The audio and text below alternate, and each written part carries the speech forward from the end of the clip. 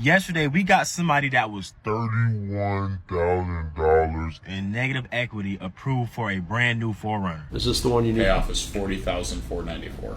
Okay, it's not terrible. 15 grand upside down, but honestly, is it sad that now when I see 15 grand upside down, I'm like, it's nothing. Okay, we can work with that. How much do you own the vehicle? I got about $65,609.27. You owe $65,000 on the truck? All right, so today we're going to be taking a look at a lot of people who are underwater in their vehicles. Who would have thought that this problem would only get worse as more and more people keep buying overpriced cars? We have a ton of clips to go over today, along with comments from you guys from previous videos. So if you want to be featured on a future video, leave in the comments down below. But let's just jump right into it. How much do you own the vehicle? I got about $65,609.27. You owe $65,000 on the truck?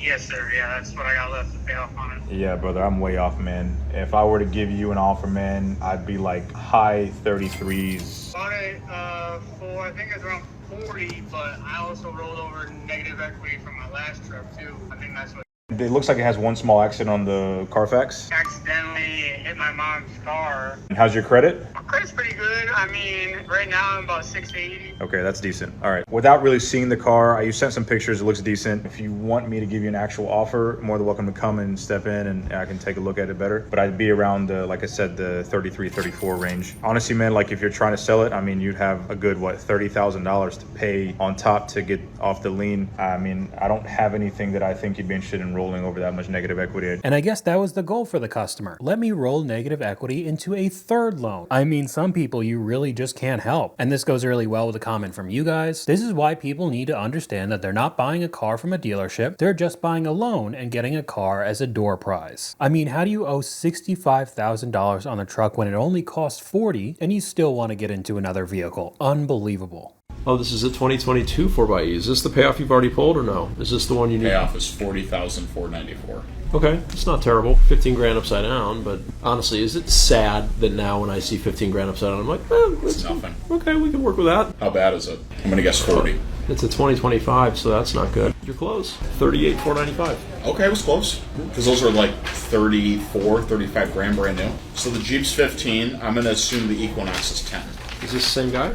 Yes. Okay, so in this one, we got a customer with two vehicles that are underwater that I guess he's trying to trade both into the dealership and get himself into a Mercedes because that's what this guy sells. So you're just going to get into the exact same problem yet again because luxury cars like Mercedes drop in value very quickly. And we got another comment from you guys here listening to these dealers complain about negative equity when they're the ones that sold overpriced cars to people who couldn't afford them. Classic. You got a perfect example in the last clip. All of those Mercedes salesmen have to act shocked when their past customers come in with the older Mercedes EV models, and it's real common to see $50,000+ lost in just a few years. And speaking of money evaporating before your eyes, we could take a look at the next clip.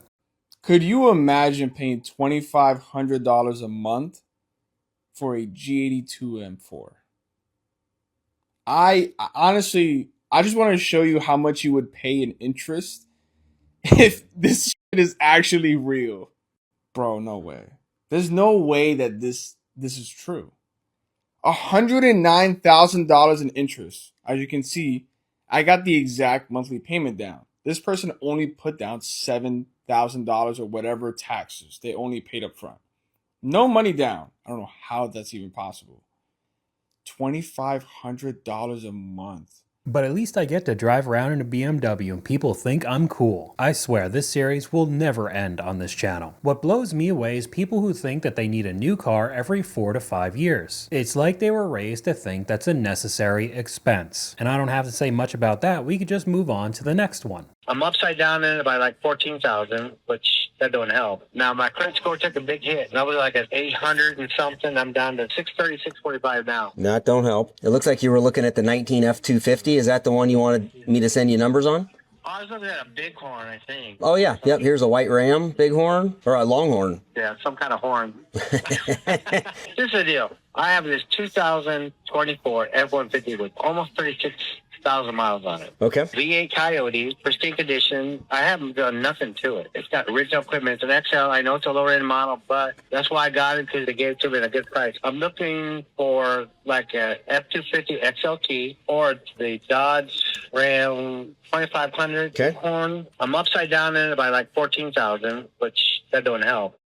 Okay, so this guy decided to get a 2024 F-150 because apparently he got it for a good deal. But within just 2 years, he's now trying to sell it and is $14,000 in the hole. Doesn't sound like a good deal to me. And going over to the comment section, it gets even worse. Literally the same situation, 2024 SXT, 31,000 miles, roughly $13,000 upside down. Next comment saying same boat, unfortunately. Genuine question, how in the world is this a good decision on his part? How does it make any sense to take money owed in a sense of negative equity and just put it into another truck when you're going to end up being behind even further? I genuinely don't understand this logic. What's the urgency of buying a new truck 2 years old and only 31,000 miles in pristine condition, and got it for a good price, he says, which I don't understand. Throwing away $14,000 for what? I really just don't understand people's decision making in 2026. For all you guys who have a lot of negative equity in your car, I guarantee if you watch this video, you'll feel a lot better. My first customer's Venue with 53,000 miles on is worth $11,000. It's a 2021. This is what her payoff is right now, $22,000 and change. So we're $11,000 flipped, no money down with bad credit. Now on to the next one. Customer came in with a 2010 Hyundai Tucson with a $140 on it. Car's worth $740. She owes $9,700 to credit acceptance. Once again, no money down, 530 score. And you already know we have to save the best for last. Service customer asking what her options are. She has a 2018 Toyota Corolla, a $191 on it, car's worth $2,550. This is her most recent payoff right here, so $20,250. So yes, she's about $18,000 upside down on her car alone, and her car has a $190 on it.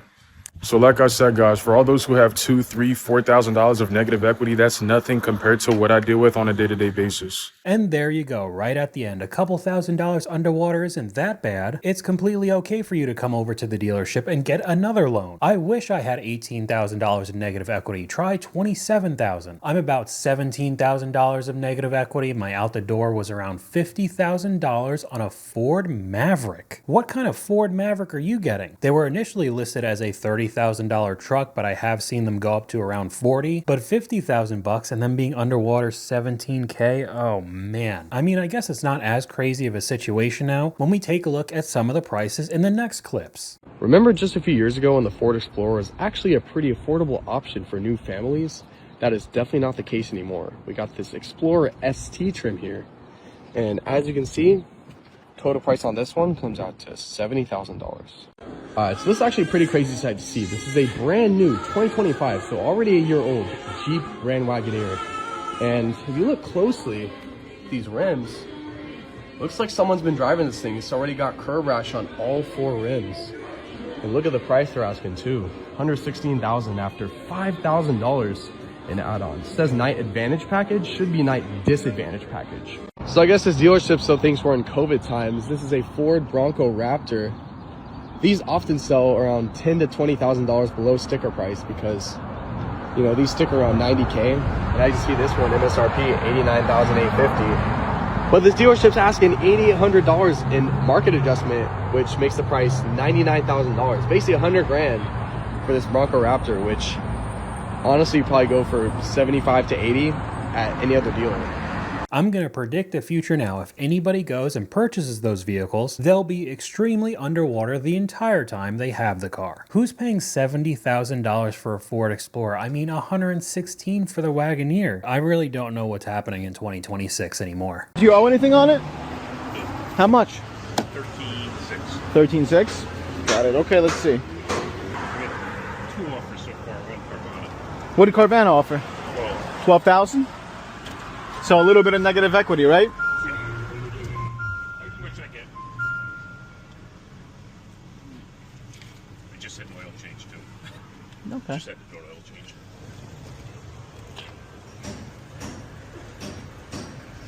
If you're getting 12 from Carvana, you should take it. Yeah. I'm just to show you what I'm seeing. You know what I mean? Tell me retail value is 14, wholesale value is 84. I can probably come up a little bit on wholesale value, but if you're getting 12, you know, I don't think I can come near it. Yeah. And a car like this is problematic cars. They lose value really quickly. Yeah. I think they're like one of the slowest selling Jeeps. That's why you got to be really careful with them. Going straight over to the comment section, the guy's playing you. Carvana is not giving him $12,000. Carvana offered him $9,000 at most. Just had an oil change. That adds about $1,000. I mean, if that offer from Carvana is legit, I'd 100% take it. I just feel bad for whoever purchases that car in the future. He's trading in this Tesla Model Y. He might have bought it from us. He owes a lot of money on this car. These things were selling for $75,000 in 2021. What are you guys buying? Audi e-tron. Okay. Or the 2021 Maserati. Okay. The miles are what? 46. 46,000. Did you pay 70s for it? Yeah. That's what I thought. I'll give you 24,000. That was around what I was expecting. Right now we pay $1,240 a month. Okay. My goal ultimately is to try and cut that in half if possible. Okay. In the next car. Okay, so if you want to cut that in half for the next car, you better be finding a used Civic or Corolla. But of course he doesn't want that. He wants a Maserati or an e-tron. This guy couldn't make a good decision when it comes to cars if his life depended on it. $75,000 for a Tesla Model Y, $1,240 a month, and you want an EV, Audi, or Maserati. Wow. $1,250 for a Model Y is insane. Bought for $70,000 and depreciated $50,000. He got finessed and then came back and gets finessed again. You really can't make these types of situations up. Bro thought Tesla depreciation was bad and then picks up a Maserati. Oh, you can't help but laugh sometimes. The most complicated trade-in call we've had all week. Big dreams, bad equity. He's really got no leg to stand on, but we're going to see what we can come up with. I got a car I'd like to trade in. I got a 21 Silverado LTZ full loaded to the rim, man. The only thing is I think I'm upside down a little bit. Just a little. How about are we talking? Well, the truck's worth 30. I owe just around 42. Holy moly. I know, Dan. But listen, Dan, I don't want to downgrade. No big deal. Can you send me the VIN so I could check it out real quick? Yeah, definitely. I looked at your Carfax. Does your vehicle have any damage on it? It's got 3 minors. It's just a fender bender. I was sitting on the light. Someone just tapped me on the back. No damage was done to the bumper, nothing. Anything else that I need to know? No surprises? I'm going to tell you why, Dan. When you see that truck, you're going to fall in love with it. It's amazing. We got the big tires, 12-inch lift, got a sound system, custom train horn. Did you finance all that stuff on the truck? Is that why you have so much negative equity? Yeah. I like nice things. So if I like it, I want it. Even though you clearly can't afford it. I like how he's trying to sell his truck to the salesman, whose entire job is to just take that truck and sell it to someone else. It's not like he's buying it off of him as a personal vehicle, but that type of mentality will destroy your finances. I like nice things, but I don't have the money to back it up, so I'm going to finance everything. And that's how you're $12,000 underwater. You owe $70K on a QX60. The car's worth 40 grand. Yes, the top of the line one. I pay $1,400 a month. And how'd you get to owing $70K? I had a truck, 2023 Yukon, but I had some back debt on my truck, and they put it on the new loan. So you buried some negative equity. Yes. What are you looking to do here? Because the 30K is substantial. My advice whenever you have negative equity is to always go into a new car lease. You have $900 of negative equity. To keep your payment even the same, you have to find you a car that's $500 a month. But I don't know a car that's $500 a month that's going to be able to eat up 30 grand. Yeah, I know. What's your top end budget? I'm trying to get down if I can, but if not, then I have to do what I have to do. So you're saying keep the payment the same, worst case scenario. But ideally you want to get down. I don't think going down is an option. You're burying in essentially the full price of a Nissan Rogue into whatever lease we find you. You need a 3-row SUV? I would prefer one. So in that case, if we do a Nissan Pathfinder, maybe that will allow us to bury that kind of money. So this guy's going to be paying nearly the same price, the $1,400 apparently, for the Infiniti that he already has on a Pathfinder. And adding on the negative equity, the Yukon, of course has got to be a Yukon from a few cars ago. This guy's going to have car payments for the rest of his life. I'm upside down $17,000 on a 2025 Jetta Sport that I hate. I want a truck. Is it possible without being too screwed? I don't think so unless you have $17,000 to spare. This is why repos are going through the roof. The creator responds 100% true. Negative equity is hurting a lot of people, especially in this economy. But regardless, people just keep buying. And if you have that kind of money to buy whatever you want in cash and deal with all the maintenance and gas, and it doesn't hurt you financially whatsoever, then that's fine. But as you could see with these examples, most people are not in that situation. On today's episode of Insane Depreciation BMW XM, this was over $160,000, brand new, supposed to be BMW's flagship,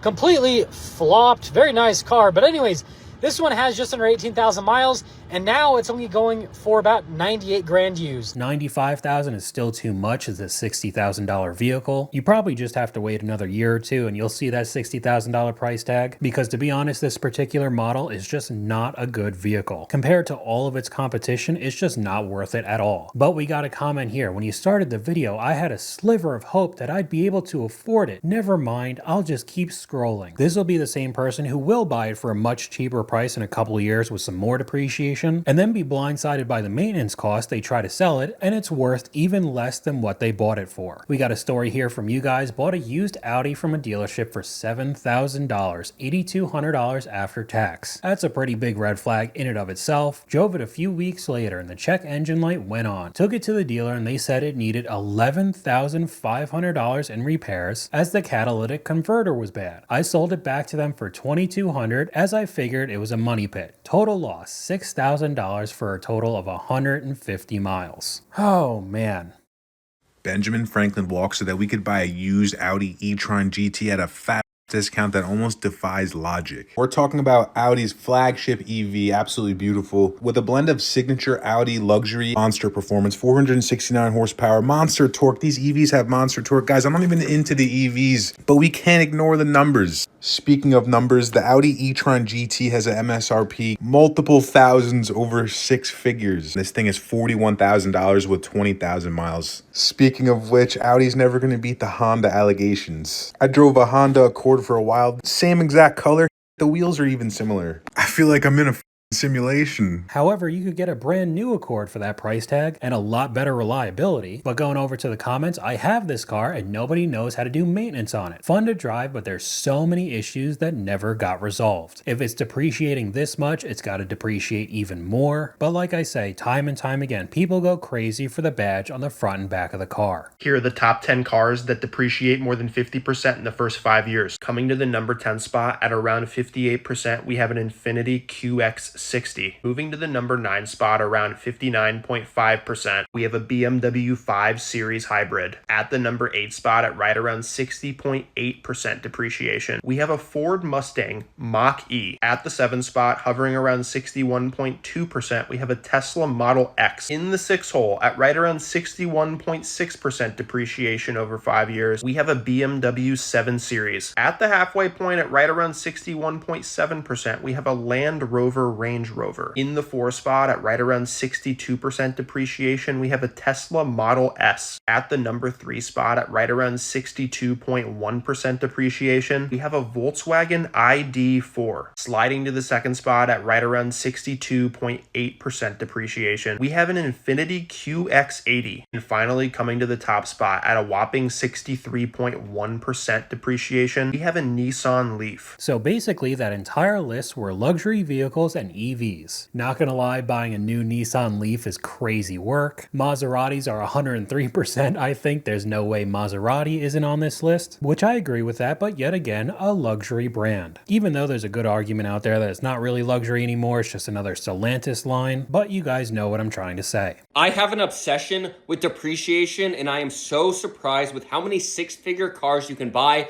for pennies on the dollar. I put together a list of my favorite ones, the ones I personally want to own. The first one being an Aston Martin Rapide. This thing is a 4-door supercar, sports car, whatever you want to call it. Not only that, but they are extremely cheap. Here's one for 38,000, 60,000 miles. There are better versions you can get for more money, of course. And another one I really want to own, a Bentley Bentayga. This is a baller daily driver, and they're starting to become pretty affordable. 60 grand, you can get one all day long. This has a W12.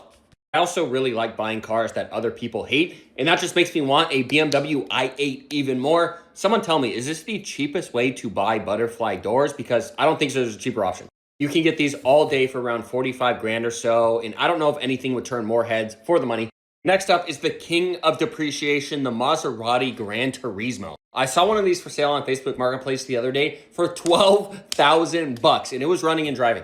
I know the maintenance is probably a nightmare, but for the money, bro, it might be worth the risk. Might be worth the gamble. It's crazy how many people out there only want vehicles to get other people's attention. I want the Bentayga because it's such a baller vehicle. The BMW i8 will turn heads. I'll have a Maserati and an Aston Martin. And going over to the comment section, and maintenance is only $19,000 per week. Don't listen to this guy. It doesn't matter how cheap the car is. They depreciate that fast for a reason. Exactly. TikTok has ruined what cheap and affordable is. Suddenly $60,000 is cheap and affordable. It's because everything needs to be amped up constantly. And anything Maserati literally halves in value the moment you drive it off the lot. The car that you have at $21,560 loan at 29% interest rate, 29. That's like insane. And the car in tippity-toppity condition at the top is worth $8,734. You're upside down, dude. Yeah, it was a bad decision. Oh, what is the car? It's a Ford Fusion. Year? 2017. And it's really, God. the negative equity is Buddy, it's not even close. But why did you do it? because I was unemployed for 6 months. I saved loan offers that I get, and the loan offer was offering me $21,000. Oh, no. Why do you do that? Because I need money. What do you mean? Just saving loan offers that come in the mail? Those are the most predatory loans ever, other than walking into a payday loan. She literally got a credit card interest rate for this Fusion. Unreal. How bad does your credit have to be to qualify for a 29% loan? Probably pretty horrific, but accepting one of them that you get in the mail that's just spam can never be a good idea. The whole dealership paying their bills with 29%. I didn't have a job, so I bought a car. Yeah, that didn't make any sense to me either. The BMW iX has one of the worst depreciations that I have ever seen on any car. This example here is a 2022 model with around 60,000 miles on it. It's going for about $28,000. And as you can see, when this vehicle was new, it went for around $85,000 before destination and options. After all of that and adding options to it, most of these sold for well over $100,000, meaning that now you can get it for about a quarter of that price. Range Rover depreciation is real. This one sold for just $20,000. To explain why that's such a big deal, this car had a starting price of over $110,000, meaning it lost 90 grand. Now we all know that the reliability is one reason for this strong depreciation, and when I say reliability, I mean lack thereof. But if you can get past that concern, and if you get lucky with an engine that doesn't grenade, you can have lifespans of over 150,000 miles. He says 150,000 miles like it's something special, but only if you're lucky, because the majority of these engines will explode before that. Yeah, I don't think it's a good idea to gamble on any of these Range Rovers. Along with the previous BMW iX, it is also an EV if you didn't know, so combining a luxury brand with an EV just turns into a terrible situation. Yesterday, we got somebody that was $31,000 in negative equity approved for a brand new 4Runner. So this is not my person at all. Like, this is not my appointment or anything like that. I'm taking over for somebody else. They were busy with somebody, and nobody wanted to work with him because they already knew the situation. Apparently, like, the managers and everybody knew about the situation except for me. So nobody thought it was going to get approved. We started doing a little guest sheet. I started asking him, okay, how much do you owe on your trade? This man said 75. I'm like, okay, 7,500. This man looks me in the eyes and says, no, 75 grand. So this man's getting into a 4Runner and he wants it lifted. He put 2 grand down, $1,400 flat a month, and guess what? The vehicle lost money. So guess what? If y'all are 30K in negative equity and you're trying to get into a new vehicle, your payment's going to be high. And I'm assuming he's talking about the newer 4Runners that are much more expensive than the previous generation. So now you're paying $1,400 for a Toyota. I mean, they'll most likely keep their value better than other manufacturers, but I don't think I have to tell you that $1,400 a month probably isn't worth it. Now we're going to finish off this video with a different version of depreciation, and it'll probably get some older car guys mad, but I really don't think these types of vehicles are going to hold much value in the future. I have a theory that cars like this will be worthless in like 20 years. This is a 32 Ford Custom Roadster. It's got a little 3-speed auto, a little V8. I don't know if I'll get hate from this, probably not, unless you're over the age of 55. I don't like these cars. I don't care for them. And I think I speak for almost 96% of enthusiasts my age and like the below the age of 45 or 50. Who cares about those? Cars like a C2 Corvette, they're gonna be valuable for a long time, but like hot rods, no one really cares about these in like 20, 30 years when the boomers are gone.